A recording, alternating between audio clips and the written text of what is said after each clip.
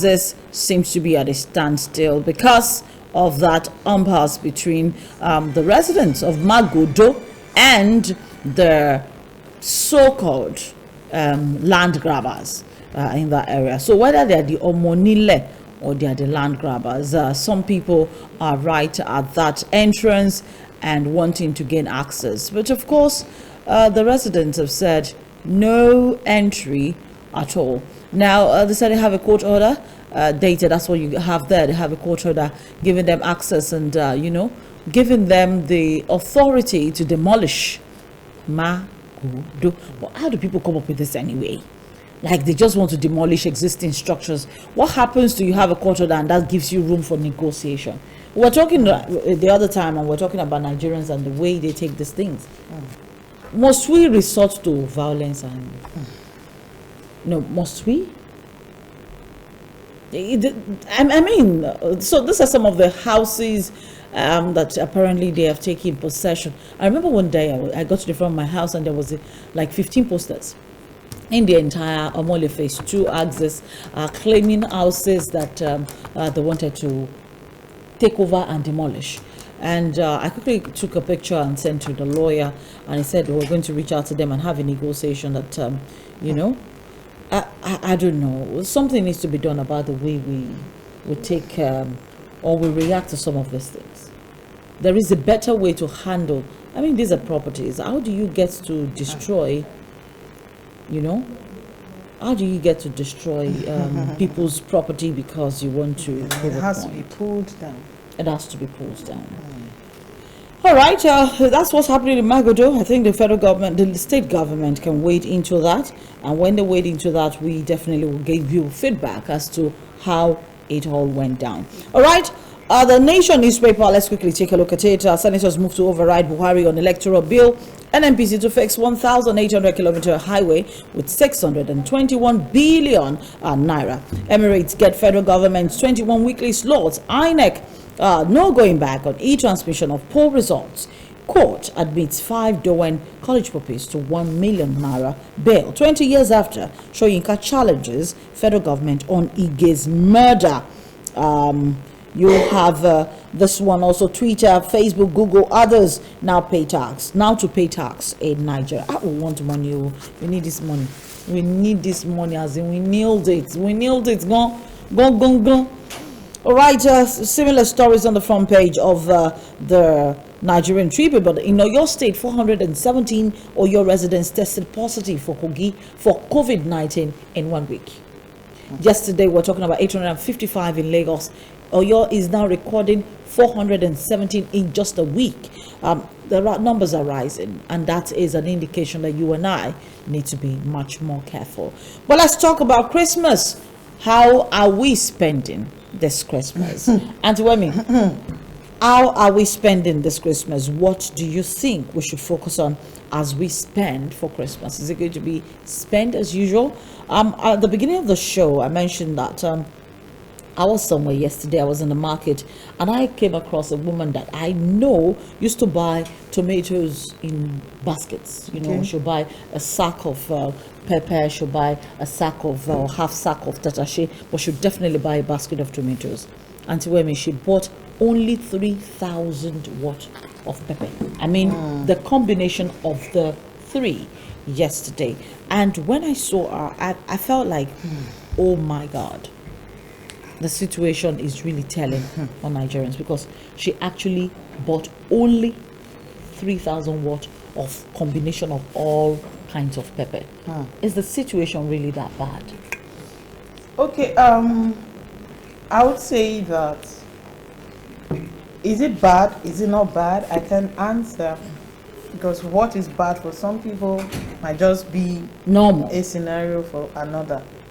But the reality is, we can no longer live and spend the way we've always been doing. We cannot, because a lot of things, a lot has changed. So we should also change with our spending habits. Now, if you look at most of the things we spend money on, especially during this festive season, clothing, Christmas clothing and all, Christmas cloth, these are But these are simple excesses. Is it that we didn't have clothes before? We had clothes. In fact, what I'm wearing, I've had it for close to 8 years. Wow. I wear, I dry clean, I keep it. Oh, you keep it? It still looks good. I think we should do a priority reset. Okay, except if you have children who are still growing. They will outgrow most of their items. Definitely, they will outgrow. And children have ways. They put parents on their toes. And they tell you, I want this, I want that, this is what, okay? If you can do something for your child, Why go not? ahead. But let it still be within the limit of what you can afford. And the truth is, it's still up to you. Everybody at every level can afford something. So go for what you can afford. So I like that part.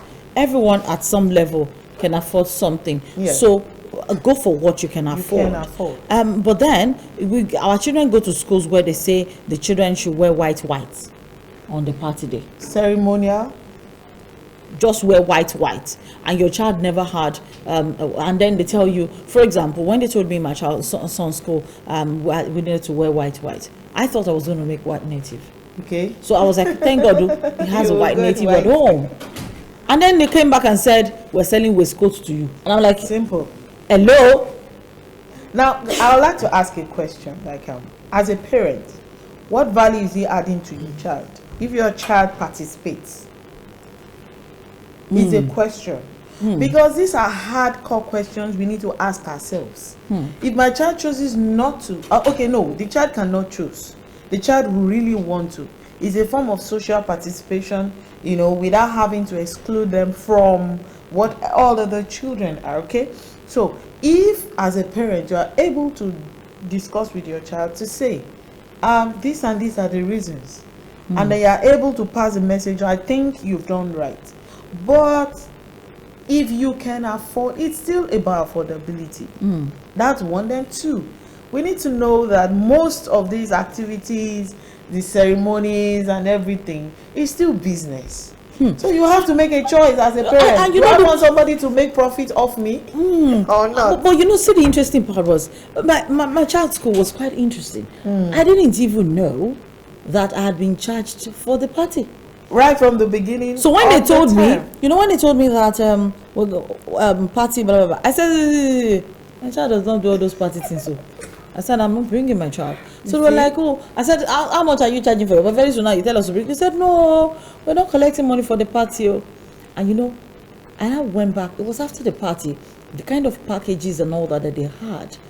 I looked at it and I felt like this guy's really spent money on this event. So I went back to my bill. And then I saw some like 10 activities. Okay. So when I saw the 10, I was like, no wonder. Your money was a part of it. So you had given them the money from the very beginning, because they know most parents will kick against paying for party at the end of the term. Yes. So they add it to your school fees and they make it compulsory. Yes. From the very beginning. It's a pity. That's a system we found ourselves. But I still say, as a parent, okay, I say as a customer, let me put it that I still have a choice.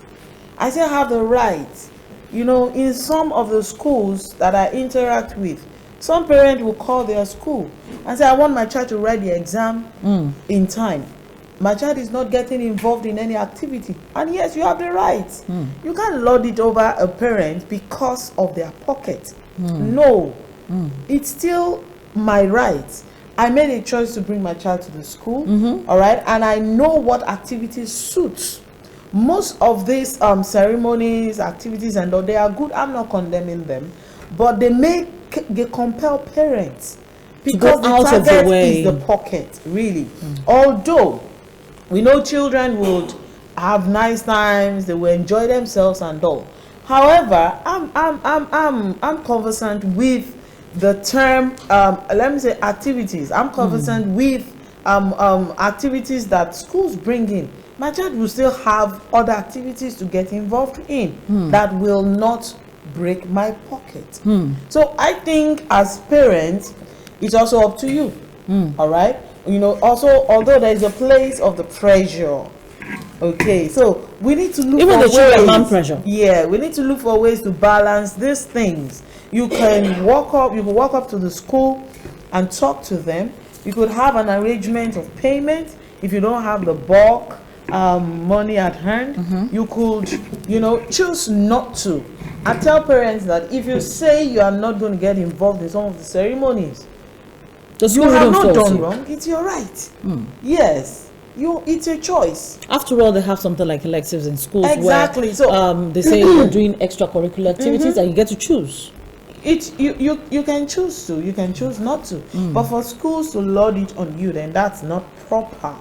Okay, so that's by the side. So when it comes to spending and all, I always What about the children say, loading it on you as well? And then the children now say, Children loading yes, sir. You hear people say, my child has been clamoring for cinema to go to the movies since that last was year. why I said, on my page, I said, discuss with your child. Okay, because your children have plans. They talk to their friends. Let's know, what are your plans? What do you want for Christmas? What you want for Christmas doesn't mean I will make provision for everything, all that you want. Yes, let's know. Then you open up to, I will sit with children. This is what we have. What do you think we should do with it? But I'm still the ultimate Overseer. here, but I am giving them room just to know what they contribute and have in mind. participate. Because by the time you go out, they start to place demand on you, and if you are not able to, they give you attitude. And then if you are sensitive to children's feeling, you start to feel guilty. So parents who can't handle that guilt, they lash out. They hit them, they say things to them, and you damage the emotion the more. So don't complicate issues from the beginning. Start by talking. This is what Christmas is, just one-off for the year. You have they call, I think when I was growing up, they call Christmas Odun Kekere, and they call New Year Odunla. So this one is small, but you end up spending more. Okay, then the next one is there. Then you've forgotten that every new year comes with its own new bills. You still have things ahead. So these are things. As a matter of fact, you're going to pay school fees when you resume in these are January. things, and as a matter of fact, some parents are carrying bills over. Yes. Yeah. So prioritize your spending. That's what we're talking about. How about those who are not yet parents? Okay, don't get into debt. Why? Because there are so many things that are out there blinking, and then calling for your attention. If you don't buy those things now, it doesn't diminish you as a person. If you don't go for them. When was it I was auditing my wardrobe, and I discovered that I have nice things that I've not worn in a while, and I really don't want to wear them. I packaged them and I looked out for people. They didn't ask for it, and it's a simple way of meeting somebody's need. So without having to get into debt, keep accumulating. You could just release what you have on you, so that you can have eyes for the nice ones that are there, because there are so many nice things we have and we're not aware we have them until you start to sort. This is there, it's still my size, and then you look good. I tell people that fashion is all about you. It's whatever you call fashion to yourself, that is fashion. It's not what is trending. What is trending has a lifespan, but your fashion stays with you. It's your logo.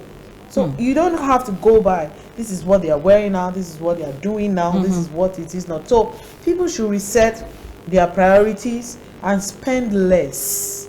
I still believe no matter how expensive things are, you could still spend less. Team up with people.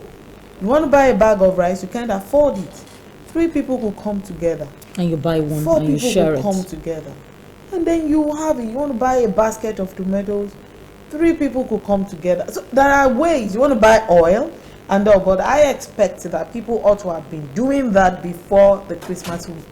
Especially for people who do not have fridge in core anti-webbing. No, I'm not talking about those things that need to be preserved. So you ought to have been thinking, you have to have been putting your heads together. However, there are some things that you could still get at a cheaper rate on that day.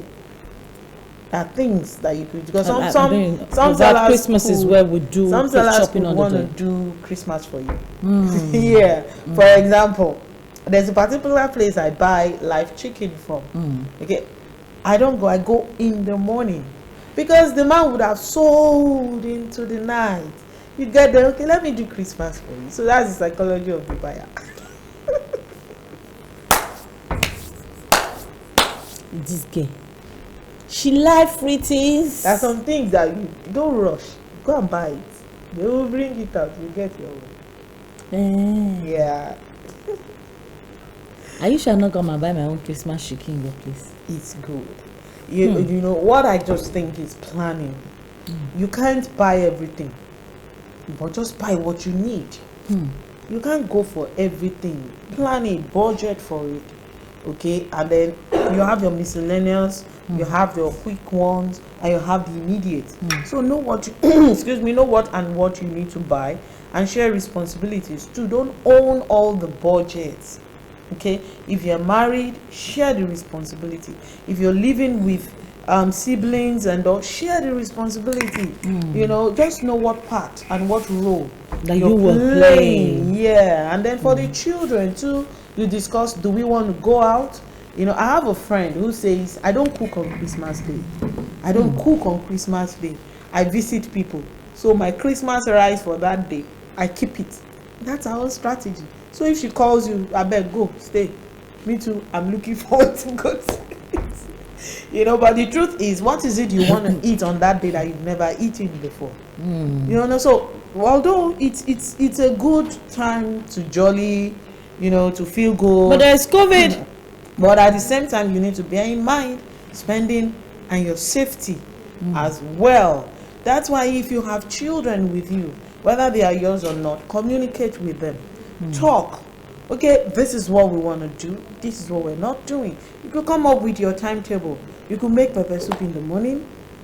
You know, pepper soup is cheap. As a first course. You don't have to do rice from the beginning. You know, do your pepper soup, do something in between, then maybe later in the day you do something. So but what children want is something must just keep going Into their and mouth. also you look for small chops, all those tiny things that would still give them the ambience of the environment. I mean, of the time Of the time. and the day we are in. You see, the And interesting part about Christmas for me is the fact that Christmas comes with rice for me every time. Yeah. But apart from Christmas rice, I usually just fry my chicken all over the night, and then in the morning I do the rice. But I buy things like prawn crackers. Exactly. I buy flour. I always make sure I have flour at home. I have sugar. I have milk. I have butter. So sometimes I just do pancakes in the afternoon. Yeah. Or you get, and you know, I do. There's something I learned to do. I usually, you know, children, they are used to toast bread. They are kind of used to pancake. But there's something I do when I have them around me and all. There is this thing I fry. I break the egg. I get sliced bread. The egg, I add milk. I add honey. I add nutmeg. So the bread, I dip in the egg. Then you fry it. You know, it looks more like, you know, just one off. It's not all the time. And when they taste it, when they eat 2 slices, they are full. You know, they taste it is a different thing. Just do something different with maybe a chocolate drink or something. You know, when you fry this thing with the egg, you know, you are dipping the bread in the egg, so it's going to soak but up. you are not soaking it in the oil. Just you just Grease your pan a grease little your bit. pan, and by the time it's rising, the egg is seen on it flat on both sides. Nothing special. You're just doing the same thing in another way. Eat, enjoy. So those are the little So you can do things creative. There are creative ways to enjoy Yes. Christmas without spending a whole lot of Without money. spending the whole. Then you leave your rice for once in a day. So you come up with any kind of rice, anything. Is it jollof they eat at school? But that Christmas rice, there's something it does to children. If you have not given them the rice, and if and you Christmas know, chicken. if you know how to make zobo, you could do your own special. Yeah, specially made, homemade. Do it with them. You see, when you involve them, there's every likelihood you get their cooperation and you will not spend more. I remember the days when my mom used to, I think about 5 days or 6 days to Christmas. Yeah. Those days there was no. In fact, I don't think I saw polished rice until I was well in my teens or something. There was we call it Old God rice, you know. Okay. Old God rice. Was a local rice, and it was quite popular in Osho State. Then it was quite popular in Malaysia, and we start picking the rice from 6 days before. Wow. Everybody will take a tray, so your own rice you'll be pouring it. So mommy sees the quantity, so she tell you your chicken is going to be big, and you know chicken, then it's leg that all the children will take. You take the leg, then so the person with the more rice will take the arm, you know, and then the person with the tiniest will take the neck. That was the way she put it. So everyone would do their rice, you pick it, and then you use the rice to make jollof rice on Christmas Day. Wow. So we all look forward to we already know the modus rice you operandi. work for. We already know the modus operandi. Yeah. In fact, you're the one reminding that mommy, give me my own rice. I finished my holiday assignment. Give me my own rice. Let me start picking. So you go through the process, and then Christmas moi. The moi was always the tin moi with the picnic tin. You know the tin, and then you make the moi, you peel the beans, and it was always white beans. You see, if we can't go over all of those things, we could have something similar, something close. What we're trying to say is don't over